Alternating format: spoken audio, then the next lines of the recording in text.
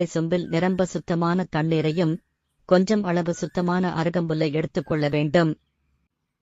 விநாயகர் கோவிலுக்கு சென்ற பின்பு உங்கள் கையில் இருக்கும் அந்த பித்தளை சொம்பில் தண்ணீரில் அருகம்புல்லை போட்டு வைத்து விநாயகரது பாதங்களுக்கு அடியில் வைத்துவிடுங்கள்.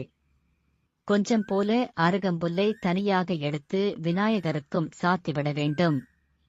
அதன் பின்பு அரச மரத்தை 9, 11, 27 உங்களால் இதில் எத்தனை முறை வலம் வர முடியுமோ அத்தனை முறை வலம் வர வேண்டும். அடுத்தபடியாக பிள்ளையாரின் பாதத்திற்கு அடியில் வைத்த அந்த தண்ணீரை எடுத்து குடித்துவிட வேண்டும். இந்த வழிபாட்டை கட்டாயம் காலை 6 மணிக்கு செய்வது மிகவும் நல்லது. அருகம் புல்லை எடுத்துவிட்டு வெறும் தண்ணீரை மட்டும் பருகினால் போதும். உங்கள் உடம்பில் இருக்கும் தீராத நோய்களும் தீரும்.